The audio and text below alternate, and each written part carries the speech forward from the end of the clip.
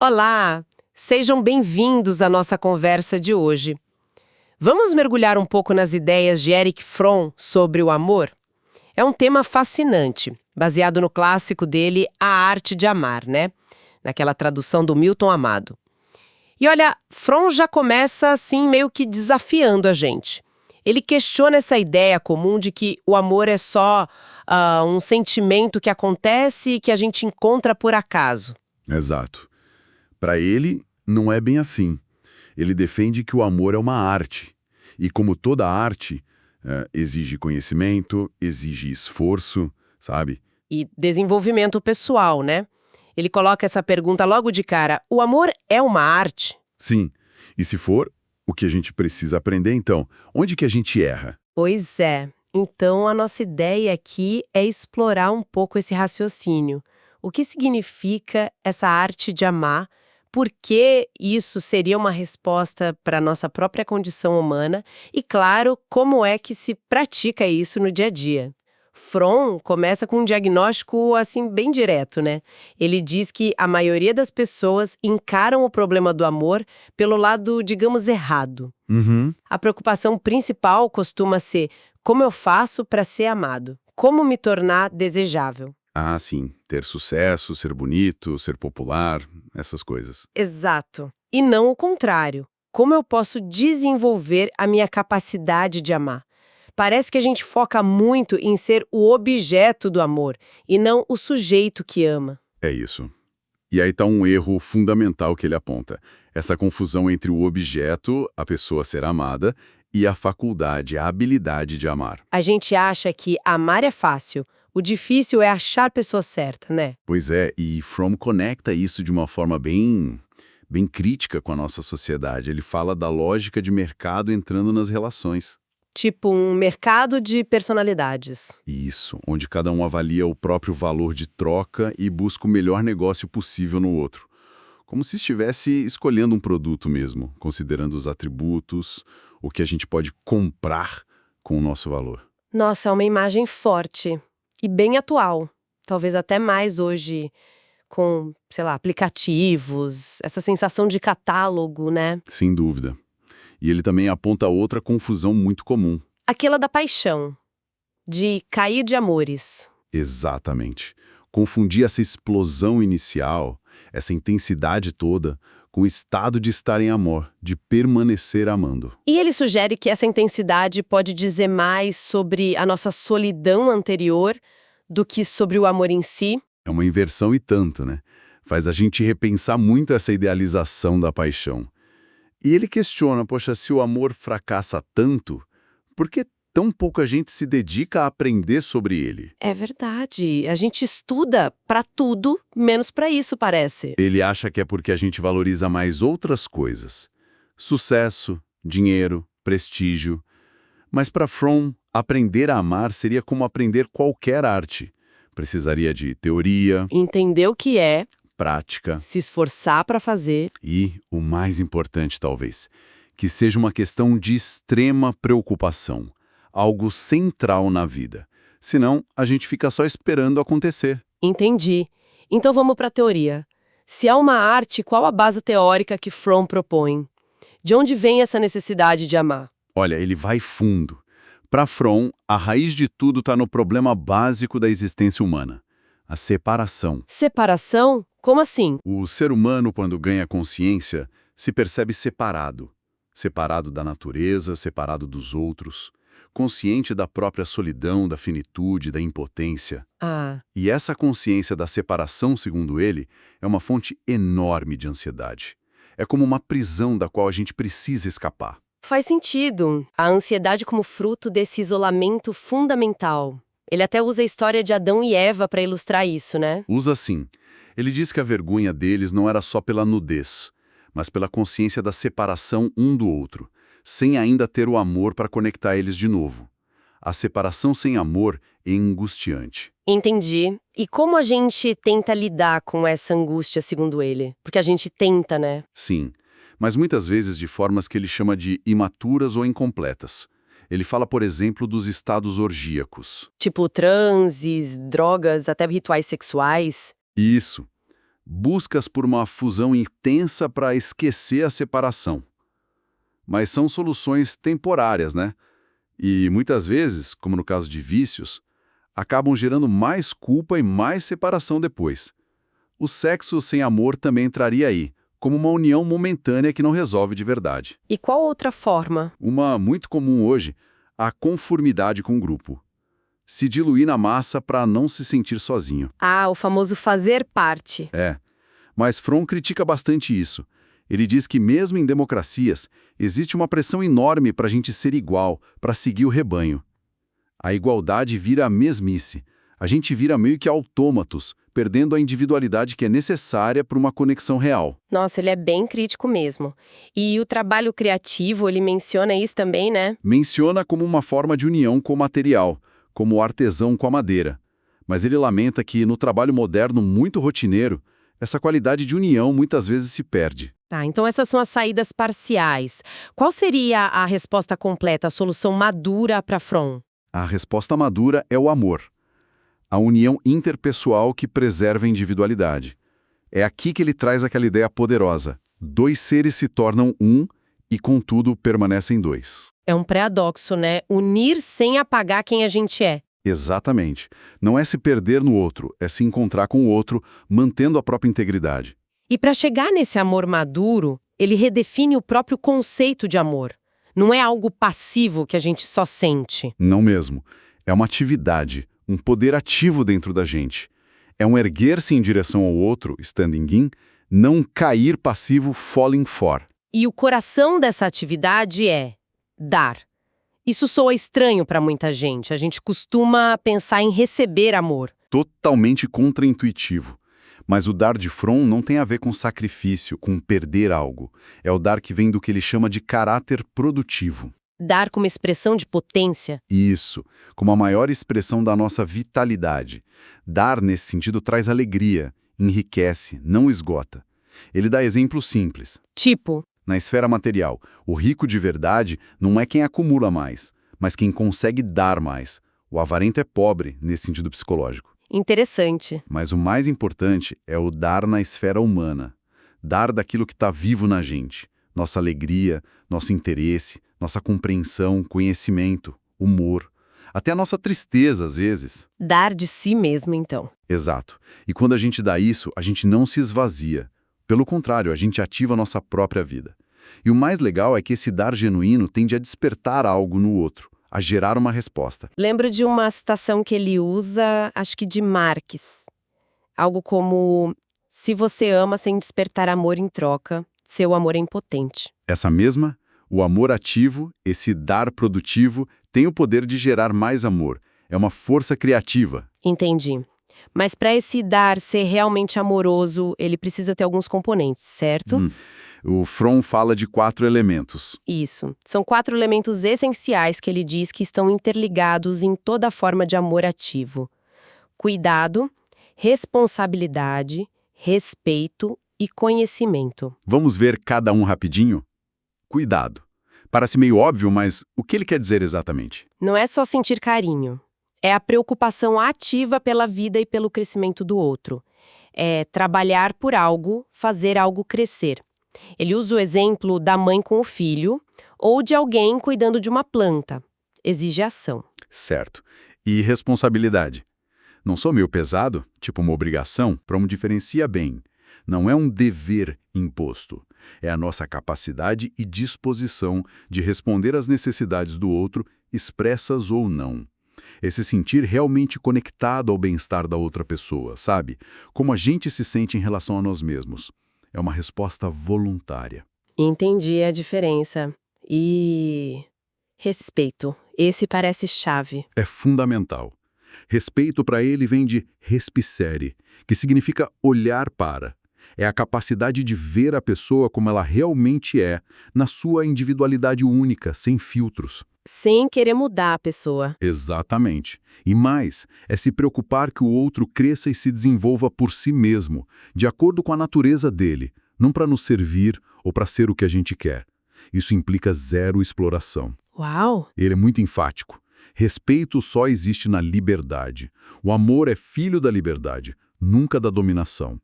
Isso bate de frente com qualquer tipo de posse ou controle na relação. Nossa, essa parte do respeito dá muito o que pensar. Querer que o outro cresça, mesmo que isso signifique que ele siga um caminho diferente do nosso. É forte. E o último? Conhecimento. Não é só saber o nome, o endereço, os gostos da pessoa. É um conhecimento mais profundo. É buscar penetrar até o núcleo do outro, entender a essência dele nos termos dele. E além da superfície? Sim. E isso exige que a gente saia um pouco de nós mesmos, da nossa visão de mundo, para realmente ver o outro. Fromm liga isso ao desejo humano de conhecer o segredo do outro. Mas ele alerta, esse conhecimento profundo só vem pela união, pelo amor. Tentar conhecer pela dominação ou análise fria só destrói o mistério. É um conhecimento vivo que vem da experiência da conexão. Cuidado, responsabilidade, respeito, conhecimento. É uma base bem sólida e exigente para o amor. E isso vale para todo tipo de amor. Sim, para ele esses são os pilares de qualquer amor genuíno. E tem um ponto crucial aqui. Fromm insiste que o amor não é só sobre uma pessoa específica. Ah, é? É mais uma atitude, uma orientação de caráter que a gente tem em relação ao mundo todo. Amar só uma pessoa e ser totalmente indiferente aos outros, para ele não seria bem amor. Seria talvez um egoísmo a dois ou uma relação simbiótica. Que radical. Então, para amar de verdade um parceiro, eu teria que ter essa capacidade de amar mais ampla? De certa forma, sim. O amor por um indivíduo seria a manifestação concreta dessa capacidade geral. Aí ele descreve os diferentes tipos de amor, claro. Quais são eles, resumidamente? Tem o amor fraterno, que é o mais básico, o amor por todos os seres humanos, a solidariedade. Depois o amor materno, com aquele desafio enorme de amar o filho o suficiente para incentivar a separação dele, para que ele se torne independente. Que exige uma generosidade imensa, imagino. Muita. Aí tem o amor erótico, que é esse desejo de fusão completa com uma única pessoa. É exclusivo por natureza, mas Fromm diz que, se for maduro, ainda assim contém um amor fraterno dentro. A gente ama a humanidade através daquela pessoa. Interessante essa conexão. E tem um tipo que sempre gera discussão, o amor próprio. Muita gente acha que isso é egoísmo. E Fromm vira totalmente essa ideia. Ele argumenta com força que amor próprio e egoísmo são opostos. Opostos. Sim. O egoísta, na visão dele, não se ama de verdade. Na verdade, ele se rejeita, se odeia no fundo, de tentar compensar isso sendo ganancioso possessivo. Já o amor próprio genuíno é aplicar a si mesmo aqueles 4 elementos: cuidado, responsabilidade, respeito e conhecimento. Cuidar de si, se respeitar. Exato! E para Fromm isso é condição para poder amar os outros. Ele citou Mestre Eckhart: se te amas, amas a todos os demais como a ti mesmo. Como você vai dar a outro algo que você não cultiva em si? Nossa, essa distinção é libertadora, né? Muda tudo. Ok, entendemos a teoria, os elementos, os tipos, mas e a prática? Como a gente faz isso? Fromm dá um passo a passo? Ele é bem honesto quanto a isso. Diz que não tem receita pronta. Amar é uma experiência pessoal, única para cada um. Mas ele discute as condições, os pré-requisitos gerais para se aprender qualquer arte e aplica isso ao amor. E quais seriam essas condições? São fáceis de seguir? Nem um pouco, especialmente na nossa cultura atual. A primeira é disciplina. Ih, já assusta. Mas calma, não é disciplina militar, rígida, imposta de fora. É a autodisciplina, que vem de dentro, que a gente escolhe porque faz sentido para nós. Ter uma certa organização na vida, sabe? Evitar o caos total. Ele acha isso essencial. Ok, uma disciplina com um propósito. Qual a segunda? Concentração. Outra coisa difícil hoje em dia, né? Com tanta distração. Nem me fale. Fromm diz que é crucial aprender a ficar só consigo mesmo. Parece contraditório, mas para ele é a base para poder amar o outro sem usar a pessoa como fuga de si mesmo. E praticar a concentração nas pequenas coisas. Ouvir de verdade quando alguém fala. Estar presente no que se está fazendo. Evitar conversa fiada o tempo todo. Ficar só para poder estar junto. Interessante. Que mais? Paciência. A gente vive na cultura do imediatismo, que é tudo para ontem, mas aprender qualquer coisa que vale a pena leva tempo. Exige tolerar a frustração, insistir, não dá para ter mestria no amor do dia para a noite. Verdade. A gente esquece da E paciência. por último, nessas condições gerais, a preocupação suprema. Aquilo que a gente quer aprender tem que ser realmente importante para nós. Se o amor for só um hobby, algo secundário, a gente nunca vai passar do básico. Disciplina, concentração, paciência, preocupação suprema. Caramba, só isso já é um projeto de vida. E ele fala de qualidades mais específicas, mais ligadas diretamente ao amor. Fala assim. Ele destaca algumas atitudes internas que são cruciais de desenvolver. Uma delas é a superação do narcisismo. Sair do próprio umbigo. Basicamente isso. Significa desenvolver objetividade, ver as pessoas e as coisas como elas são, e não como a gente gostaria que fossem ou como nossos medos e desejos projetam.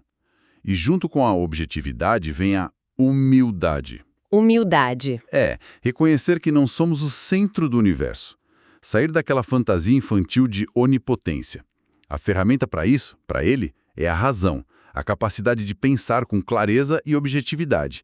E ele insiste, isso tem que ser praticado em todas as relações, não só nas amorosas. Ver as coisas como são. É um treino constante contra a nossa própria mente, né? O que mais ele sugere? Desenvolver a fé racional. E, de novo, ele pega um termo conhecido e dá um sentido próprio. Não é fé religiosa. Não necessariamente. É uma convicção que nasce da nossa própria experiência produtiva, seja pensando, seja sentindo.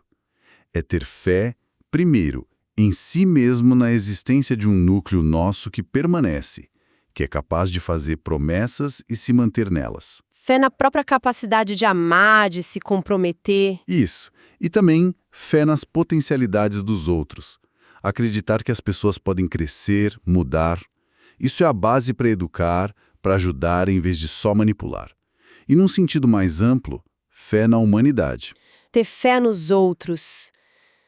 Isso exige bastante coragem, imagino, que é outra coisa que ele menciona, né? Porque a gente se machuca, se decepciona. Exatamente. Fé e coragem andam juntas. É preciso coragem para se arriscar, para se mostrar vulnerável, para aceitar que a dor e a decepção fazem parte das relações profundas. Não é aquela coragem boba de buscar perigo, mas a coragem de ser fiel aos próprios valores, de agir apesar do medo. E ele diz algo interessante sobre o medo, né? Diz sim, que muitas vezes o nosso medo maior não é o de não ser amado, é o medo de amar, o medo de se entregar, de perder o controle, de ser vulnerável. O medo de amar faz muito sentido. E tem mais algum ponto prático? O último é atividade, mas no sentido de estar internamente ativo, sabe? Desperto, engajado com a vida. Usar nossas energias, nossos poderes de pensar, de sentir, de agir de forma produtiva. É o contrário da preguiça interior, da passividade. Não ser só reativo. Isso. Pro Fromm, a capacidade de amar está totalmente ligada a essa postura ativa e produtiva na vida como um todo. Se a gente é passivo em tudo, dificilmente vai ser ativamente amoroso. Ufa, que jornada!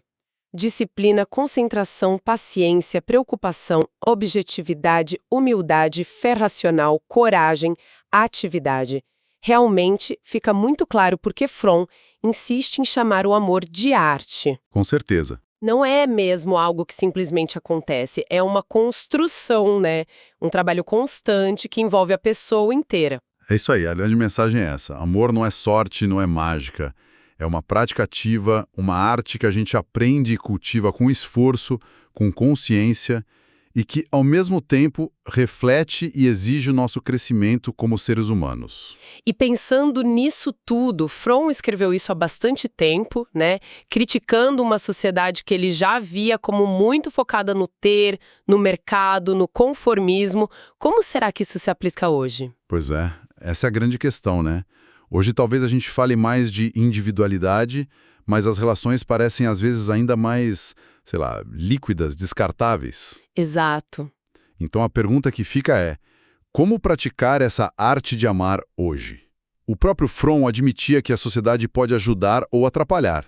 Se o ambiente incentiva o narcisismo, a superficialidade, a troca constante, Fica mais difícil, né? muito mais. Então, será que praticar esses requisitos hoje, a disciplina interna, no meio de tanta distração, a concentração, a fé racional, quando tudo parece tão incerto, a objetividade para furar as nossas bolhas, será que isso não é, por si só, um ato meio que de resistência? Resistência cultural quase. Talvez.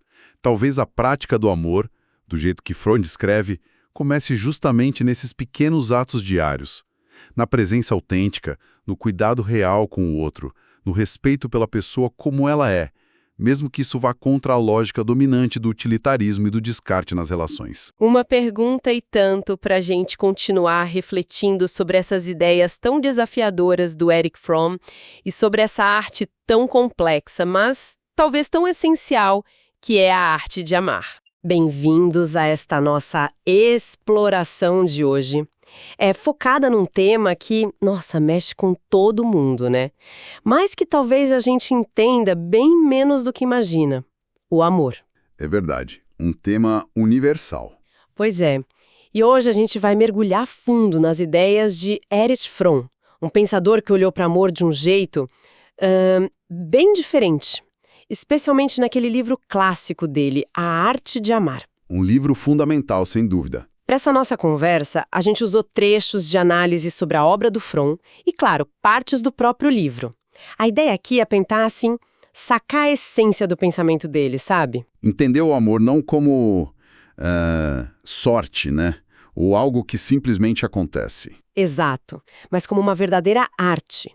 E como toda arte, é algo que exige conhecimento, exige esforço e acho que, principalmente, muita prática. Muita prática mesmo. Então, a nossa missão aqui hoje é tentar desvendar o que o Fromm realmente queria dizer com amar.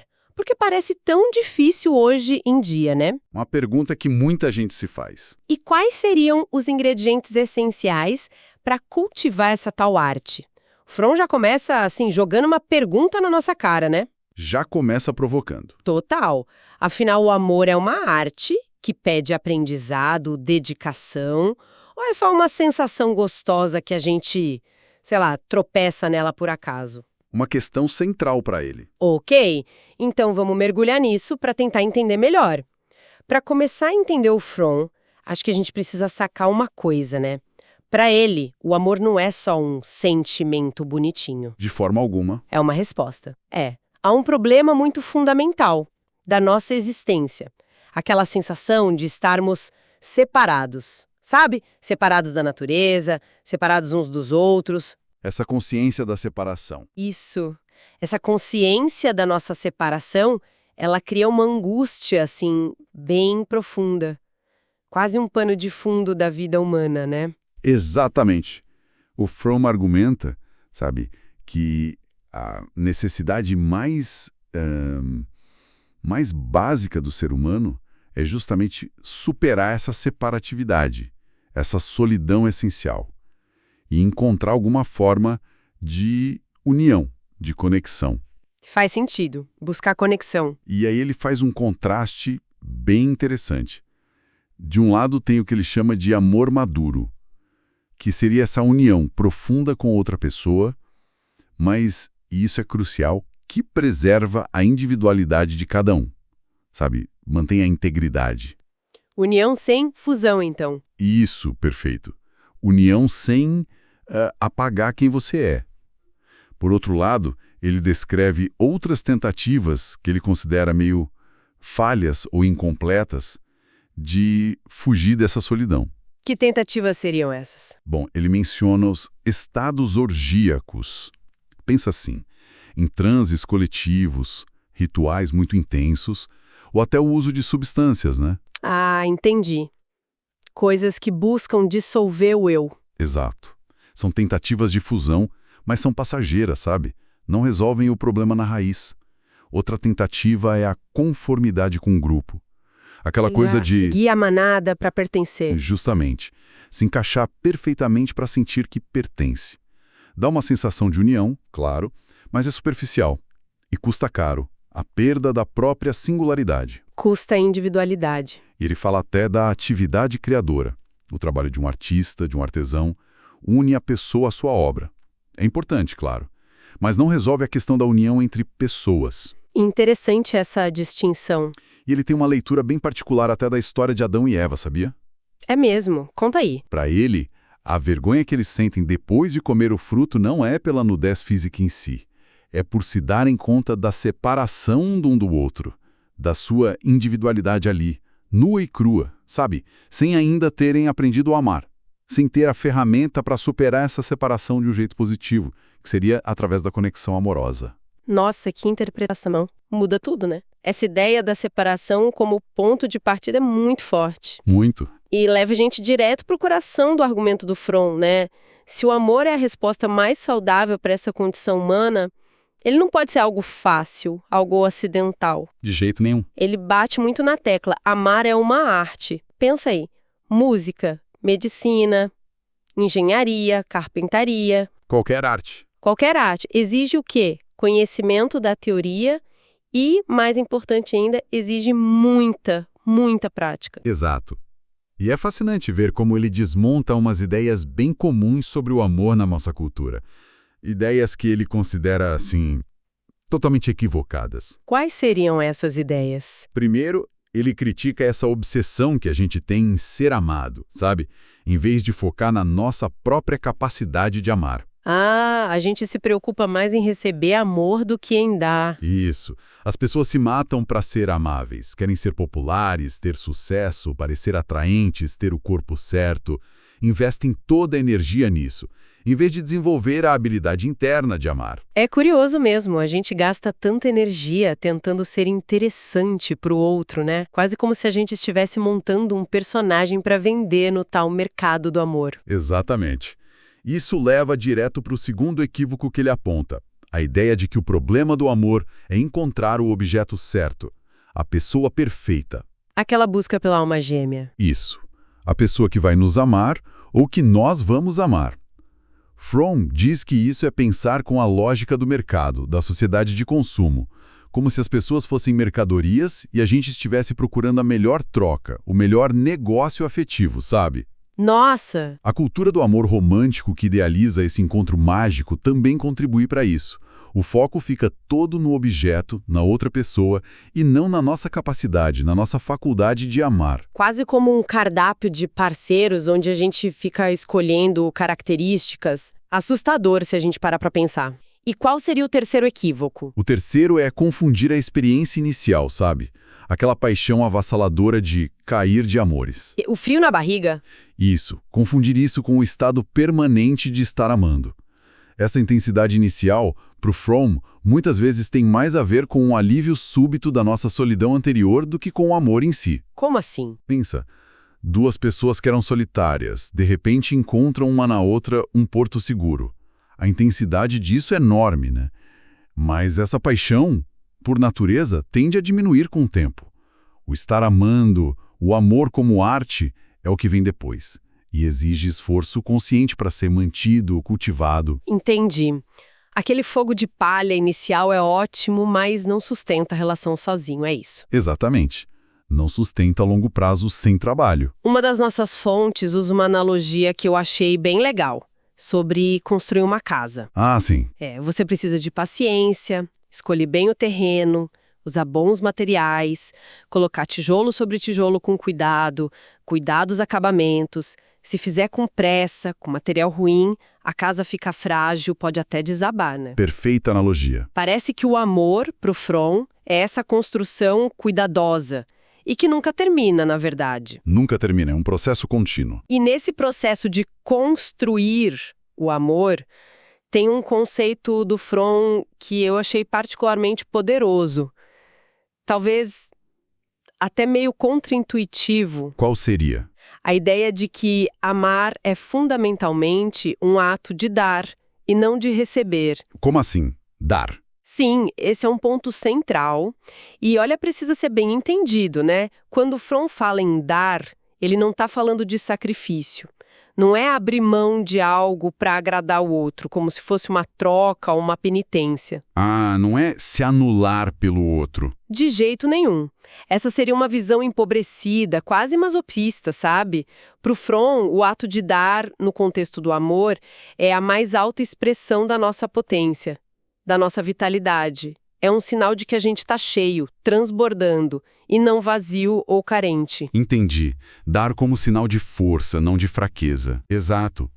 Dar, nesse sentido, significa compartilhar o que está vivo dentro da gente. Dar nossa alegria, nosso interesse genuíno, nossa compreensão, nosso conhecimento, nosso humor, até a nossa tristeza. Porque compartilhar a tristeza também é uma forma de conexão profunda. Compartilhar o que é vivo. Gostei disso. É dar da nossa própria humanidade, da nossa vitalidade. Ele usa exemplos bem concretos para ilustrar isso, sabia? Como quais? Na esfera sexual, por exemplo. Ele vê o ato de dar tanto do homem quanto da mulher, cada um à sua maneira, como expressão de potência vital. A incapacidade de dar, nesse contexto, seria a impotência ou a frigidez, vistas como problemas psicológicos, não só físicos. Interessante essa leitura. E outro exemplo. Na esfera material. Ele argumenta que ser rico não é ter um monte de posses guardadas, mas ter a capacidade de dar muito. O avarento que só acumula, na visão psicológica de Fromm, uma pessoa pobre, empobrecida, justamente pela incapacidade de dar. Mas aí fica uma dúvida. Como que a gente evita que esse dar se torne algo unilateral? Sabe aquela situação em que uma pessoa só dá e a outra só recebe? Talvez até explorando essa generosidade? Ótima pergunta. Fromm diria que o ato de dar, genuíno, esse que brota da vitalidade, tem uma qualidade especial. Ele não empobrece quem dá. Pelo contrário, enriquece. Enriquece quem dá? Sim, e mais importante ainda, ele tende a evocar o dar no outro. A capacidade de dar de uma pessoa meio que desperta a capacidade de dar na outra, criando uma dinâmica de reciprocidade. Ah, então não é uma troca calculada. Não é eu te dou isso se você me der aquilo. É um fluxo mútuo de vitalidade. Ele até cita uma ideia de Marx para reforçar isso. Um amor que não consegue gerar amor no outro é, de certa forma, impotente em um infortúnio. O dar autêntico gera mais dar. Faz todo sentido. Então, esse amor maduro, que é ativo, que é uma arte baseada nesse dar potente, Fromm não para por aí, né? Ele detalha ainda mais. Identifica alguns componentes que seriam essenciais, quase como os pilares dessa construção. Exato. Ele descreve 4 elementos que são interdependentes, fundamentais porque ele chama de amor maduro. São eles: cuidado, responsabilidade, respeito e conhecimento. 4 elementos. E nenhum deles funciona isolado, tá? Eles se complementam, se sustentam mutuamente. Vamos ver cada um então. O cuidado. O cuidado é essa preocupação ativa com a vida e principalmente com o crescimento da pessoa amada. Veja bem, não é aquela superproteção que sufoca, que infantiliza. Aquela que tira a autonomia do outro. Isso. É um interesse genuíno em ver o outro florescer, se desenvolver de forma autônoma. Tem uma frase dele que resume bem. Ama-se aquilo porque se trabalha, e trabalha-se por aquilo que se ama. Trabalhar por aquilo que se ama. Ele até usa a história bíblica de Jonas, sabe? Deus repreende Jonas por ele se importar mais com uma planta, a aboboreira, que nasceu e morreu rápido e pela qual ele não trabalhou, do que com o destino do povo de Nínive, que exigiria um esforço, um cuidado ativo. Entendi. Cuidado como um investimento ativo no bem-estar e no crescimento do outro. E a responsabilidade, essa palavra soa um pouco como obrigação, né? Fromm diferencia bem isso. A responsabilidade, no sentido que ele usa, não é um dever imposto de fora. Não é uma obrigação pesada. É um ato voluntário. Uma capacidade e uma disposição para responder às necessidades do outro, sejam elas expressas ou não. Responder às necessidades. A estar pronto, atento e disposto a responder. Mas, e aqui entra a conexão crucial, ele alerta que a responsabilidade sem o elemento seguinte, o respeito, pode muito facilmente se degenerar em dominação. em possessividade. Ah, a pessoa começa a cuidar tanto que acaba controlando. Exatamente. Vira controle. Por isso, o respeito é fundamental. Então, não é assumir a vida do outro, mas estar presente e atento às necessidades dele. Faz bem mais sentido assim. E o respeito, como ele entra aí? O respeito é chave. A palavra vem do latim respictire, que significa olhar para. Então, o respeito é a capacidade de ver a outra pessoa como ela realmente é, na sua individualidade única, e não como eu gostaria que ela fosse, ou como ela poderia me servir, sabe? Ver o outro como ele é, sem filtros. Isso. É desejar que o outro cresça e se desenvolva por si mesmo, pelos seus próprios caminhos e motivos. Isso implica, fundamentalmente, a ausência de exploração. Eu não uso o outro para satisfazer minhas necessidades. Sem exploração. O respeito é a base da liberdade na relação. Fromm até cita uma canção francesa que diz: "O amor é filho da liberdade, nunca da dominação." Sem respeito, o cuidado vira controle e a responsabilidade vira posse. Entende a ligação? Totalmente. Um depende do outro. Olhar para o outro como ele é. Isso já parece bem difícil na prática. E o último elemento, o conhecimento. Imagino que não seja só saber a cor favorita ou o que a pessoa gosta de comer, né? Definitivamente não. Seria muito superficial. O conhecimento, para Fromm, é a capacidade de ir além da superfície, de penetrar até o núcleo da outra pessoa e, tão importante quanto, de si mesmo. Conhecer a si mesmo também? Também é superar aquela visão superficial e muitas vezes distorcida pelo nosso próprio narcisismo, né? Conhecer o outro nos termos dele, não nos nossos. E como se alcança esse conhecimento? Fromm conecta esse conhecimento profundo com o próprio ato de união no amor. Ele diz que só no ato de amar, de se conectar profundamente, é que a gente consegue conhecer o outro em sua essência mais íntima. Algo que o conhecimento puramente racional e intelectual não alcança. É um conhecimento que nasce da conexão, da empatia profunda. Uau! Cuidado, responsabilidade, respeito, conhecimento. Juntando tudo isso, nossa, parece uma receita bem exigente mesmo. Dá para sentir o peso de chamar o amor de arte. É uma arte complexa, sem dúvida. E o Fromm também fala sobre maturidade no amor, né? Tem um paradoxo interessante aí que ele menciona. Sim, ele aponta esse paradoxo central do amor maduro, a capacidade de ser um com o outro e, ainda assim, permanecer dois. Ser um e ser dois ao mesmo tempo. Exatamente. É a união que não apaga a individualidade. A pessoa não se dissolve no outro. Ela mantém sua integridade, sua identidade, mas dentro de uma conexão profunda. Que diferente do que a gente às vezes pensa, né? Daquela ideia de fusão total. Muito diferente. E ele contrasta isso fortemente com o que chama de amor imaturo, ou simbiótico. O amor imaturo, segundo ele, costuma se basear na frase implícita: "Amo-te porque necessito de ti." Ah, o amor baseado na carência. Isso.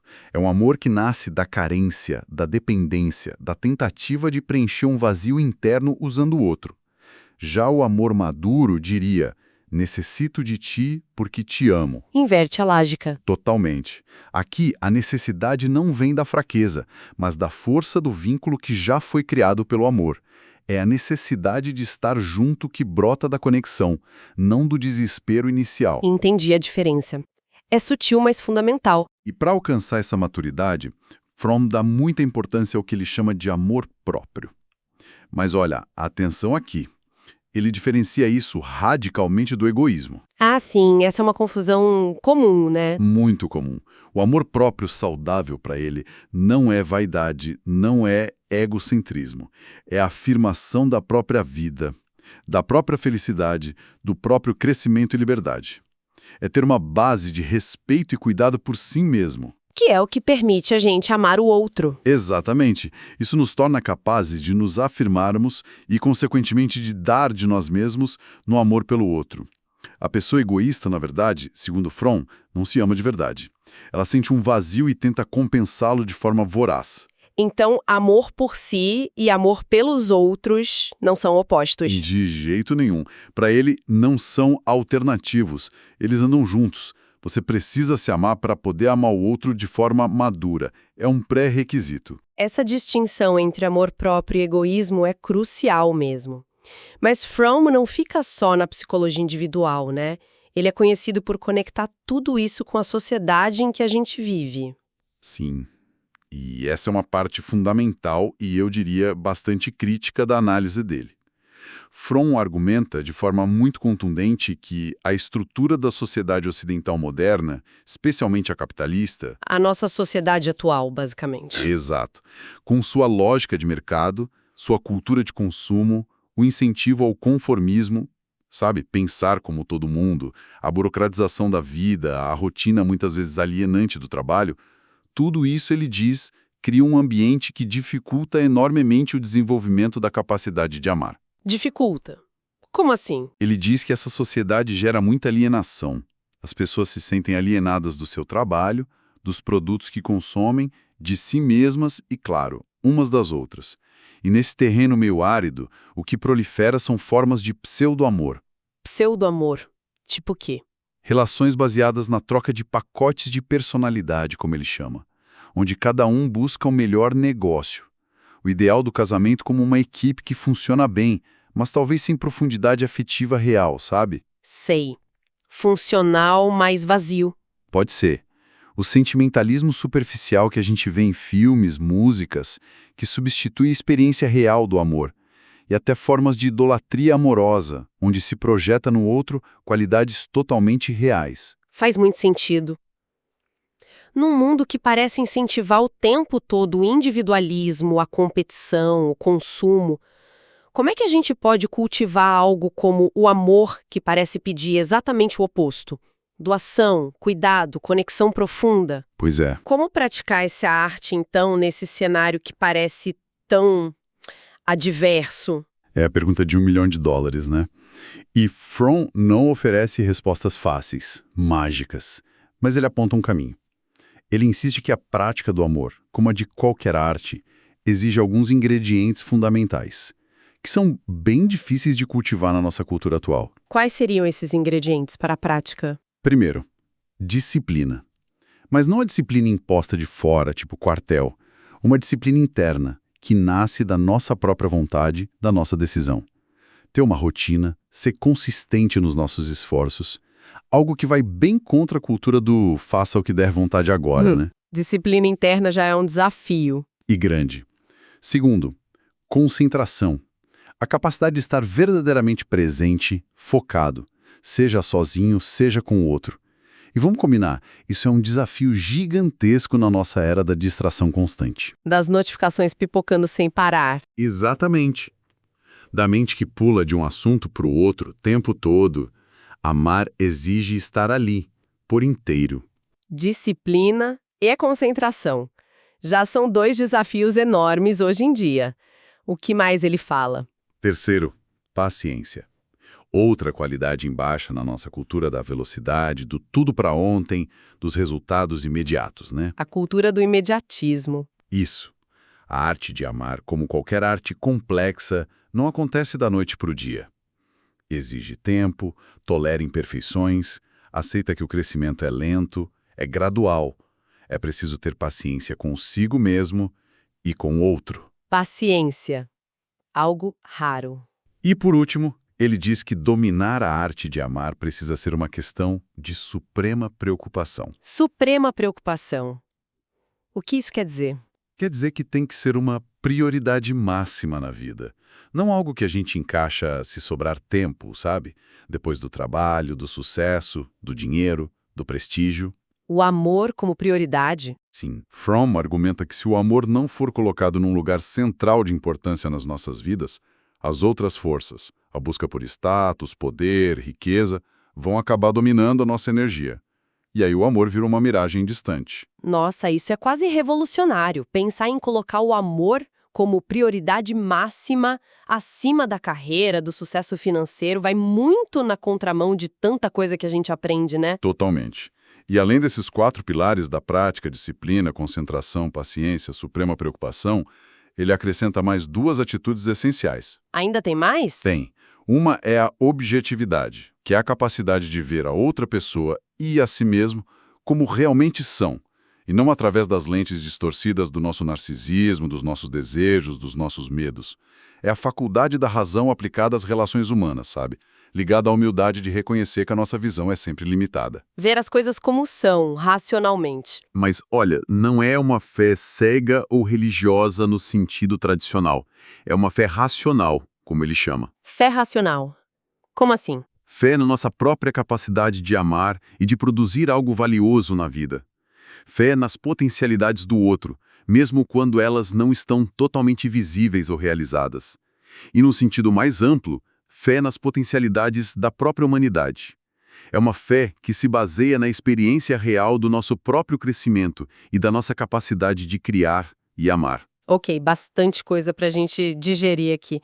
Então, tentando fazer um resumo rápido, Erich Fromm nos sacode para ver o amor não como um acaso feliz, né? Ou um mistério indecifrável, Longe disso. mas como uma arte ativa, uma capacidade humana que a gente pode e talvez deva desenvolver. E isso não cai do céu. Pede esforço consciente, autoconhecimento e a prática constante daquelas qualidades: cuidado, responsabilidade, respeito e conhecimento. Os 4 pilares. E para praticar essa arte, a gente precisa de disciplina, concentração, paciência e de fazer dela uma prioridade real, uma suprema preocupação, além de cultivar a objetividade e essa fé racional. No fundo, é a resposta mais completa e saudável que a gente tem para o nosso dilema existencial da separação. Exatamente, você resumiu perfeitamente. E talvez um pensamento final para a gente levar daqui, sabe? Conectando tudo isso com aquela crítica social forte que o Fromm faz. Sim, Ele argumenta que o amor maduro, com todos esses princípios de dar, cuidar, respeitar, conhecer profundamente, manter a individualidade na união, tudo isso é, em essência, incompatível com os valores e as práticas centrais da sociedade capitalista moderna, que se baseia mais na troca, no consumo, na competição, na alienação. incompatível. É forte isso. Muito forte. Então, se a gente aceita o argumento do Fromm de que o amor é essa arte vital, essa resposta fundamental para a nossa condição humana, aí fica a pergunta, né? Que tipo de transformações, não só no nível pessoal, mas talvez, e de forma mais crucial, no nível social, econômico, cultural, seriam realmente necessárias Transformações para quê? para que o amor deixasse de ser esse ideal bonito, mas meio raro, meio marginalizado, e pudesse se tornar uma possibilidade real, florescente e central na vida de mais pessoas. O que precisaria mudar na nossa sociedade para que amar de verdade fosse mais viável? Uma pergunta e tanto. É, E que ecoa bastante hoje, eu acho. Fica aí a reflexão para todo mundo. fica a reflexão. Agradecemos imensamente a companhia de todos nesta nossa exploração profunda das ideias tão atuais e, sim, provocadoras de Erich Fromm sobre essa complexa, desafiadora, mas talvez essencial arte de amar.